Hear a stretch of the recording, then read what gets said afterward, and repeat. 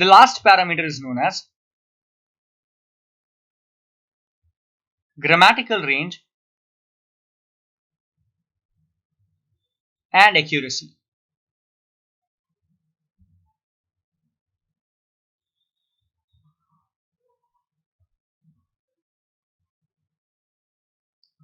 Now, what is grammatical range, guys? Grammatical range means while you're writing your essay, you should use a variety of sentence structures. Try to use less of simple sentences and try to use more of compound, complex, conditional and passive statements. So what are simple sentences? Simple sentences are sentences which have only one idea or one clause in them. For example, he is singing, she is dancing, he is laughing, he is eating. These are all simple sentences which have only one clause. If we join these two clauses, any of these two clauses, to form one sentence, it will become a compound or a complex statement. Got it?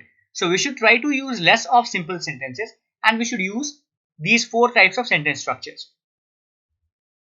If you are not using a variety of sentence structures in your exam, then under GRA, grammatical range and accuracy, you will not be able to score more than 4 bands.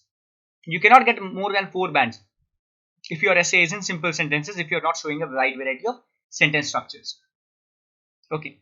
And even out of all the other sentence structures, complex should be the dominating one. There should be more of complex statements that you should try to write. And then we have accuracy. What is the meaning of accuracy? How grammatically accurate those sentences are. Sometimes the candidates try to write sentences, but then the sentences they are not able to write it accurately, okay, or correctly.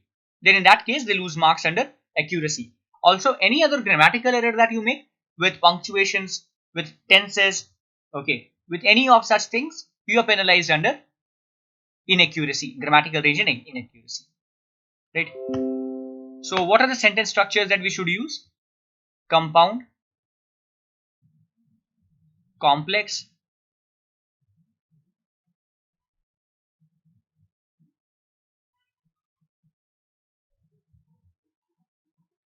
conditional and passive. Now let's understand how do we frame compound statements. So guys, we frame compound statements by using a set of conjunctions which are known as coordinating conjunctions.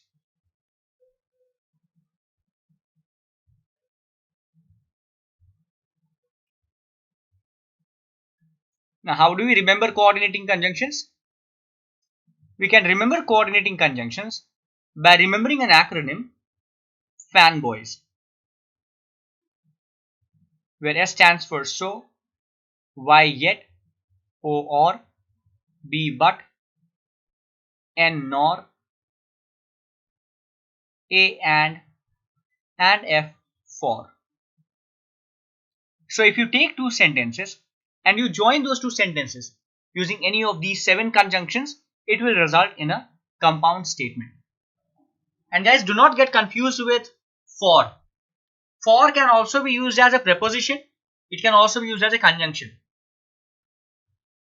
We can use for as a conjunction in a statement to give reason for something. I missed the flight for I was late to the airport. Got it? So I missed the flight. What is the reason that I reached late to the airport? So whenever the two parts of the statement bear a cause-effect relationship, there we can use for. I wanted to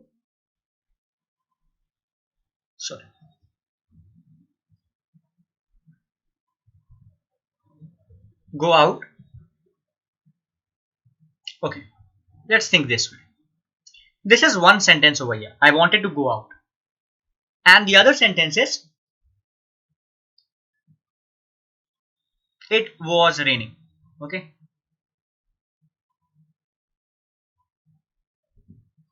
So we actually have two sentences over here. This is a full stop. This is a full stop. So these are two clauses or two sentences, you can say. Two simple sentences. So what do I do when I erase this full stop or I make this full stop as a comma and I use the conjunction but? It becomes a compound statement. So what kind of a conjunction, what kind of a clause should I call it? The first part and the second part. Is the first part a independent clause or a dependent clause? It is an independent clause. The second part is also an independent clause. The first part is also an independent clause. Right?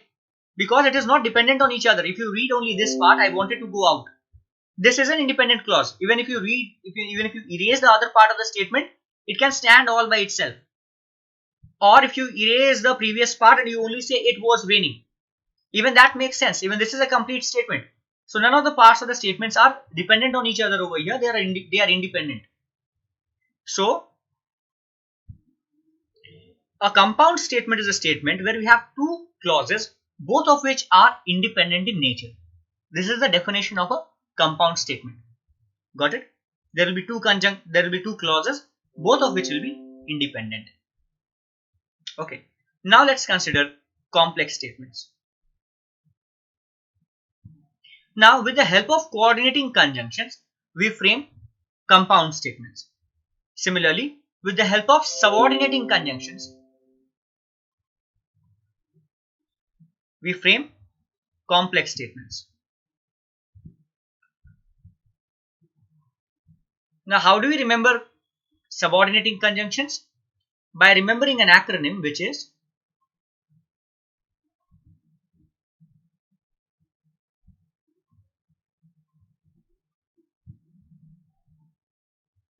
on a white bus, where O stands for only if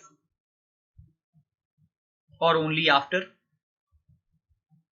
N stands for neither,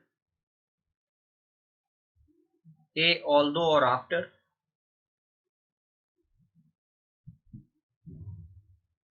WH stands for which, when, where, who, H however, I in spite of or instead, T stands for though, E stands for even though or even after,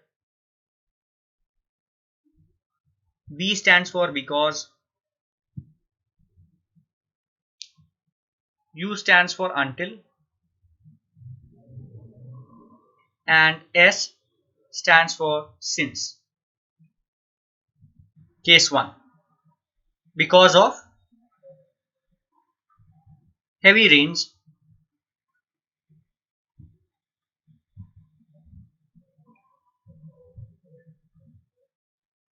buses were late today. Okay. Now why am I calling this as case 1 is, here we are starting the statement with the help of a subordinating conjunction. Right. Now if I break this statement into two parts, tell me out of these two parts, which one is the independent clause? Part 1 or part 2? The part 2 is the independent clause in this case, right? Whereas the part 1 is the dependent clause.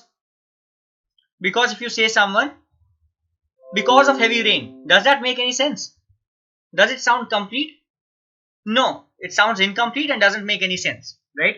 So it is dependent clause. So now by definition, a complex statement is a statement which is a combination of a compound as well as a complex statement. Sorry, or an independent as well as an dependent clause. Now the number of dependent clauses can be more than one as well. There can be two dependent clauses in the same statement, but there has to be one independent clause. The number of dependent clauses can vary. Okay. Now let's consider the case 2, where in this same statement I want to use because in between it, in between the statement. The sentence has to be the same, but I want to use the word because in between the statement. How will the statement look like?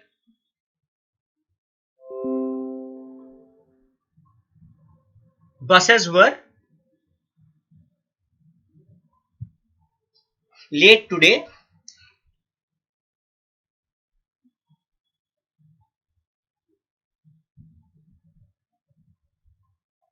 because of heavy rain, right? Now here look at this statement. If I again break this statement into two parts,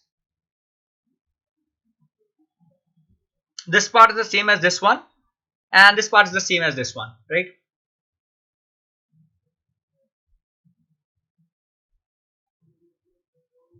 So here again this is the dependent clause, whereas this is the independent clause. So here in the first case, the dependent clause came first and then came the independent clause separated by a comma. You can see that there is a comma separating the two clauses, right?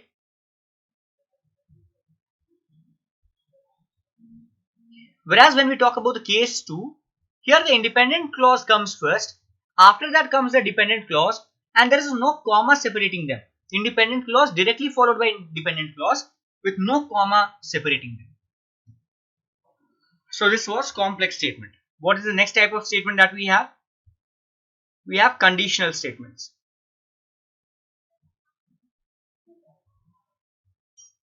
Now how do you frame conditional statements? By putting some kind of condition. How can we put condition? By using the words if else, only if, provided or given that,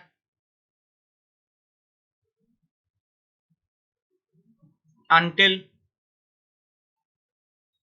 as long as,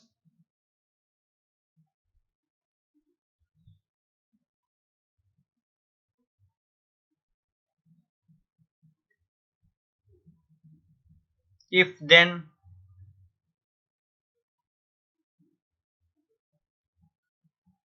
otherwise.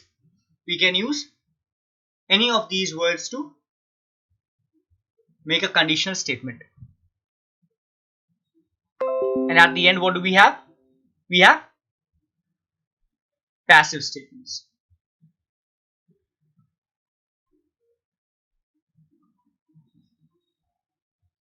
So how do we frame passive statements? Let's take an example. I have done the work. If I break this statement into different, in the form of these words, I is the subject over here, have is the auxiliary verb or helping verb, done is the action verb or let's say the main verb, the is the definite article, and work is the object, right? The is the object.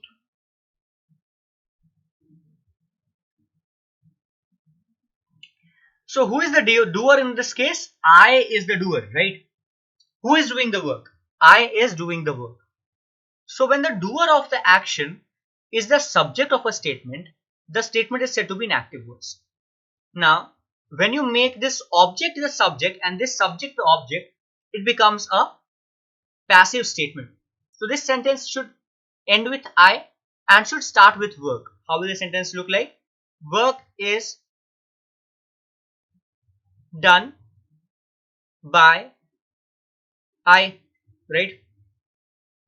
But we know that I is never used as an object. I can always be a subject. It cannot be used as an object. So what will we do? Instead of I, what should we write? What is the objective pronoun of I? The objective pronoun for I is me. So I should write me over here. Right. So you can see that the subject became the object. And what was the object over here? That became the subject. Okay, I'm so sorry guys. It should not be written like this. There's a mistake in this statement. Work is not done by me. Work has been done by me. I'm sorry. I have done the work. Work has been done by me.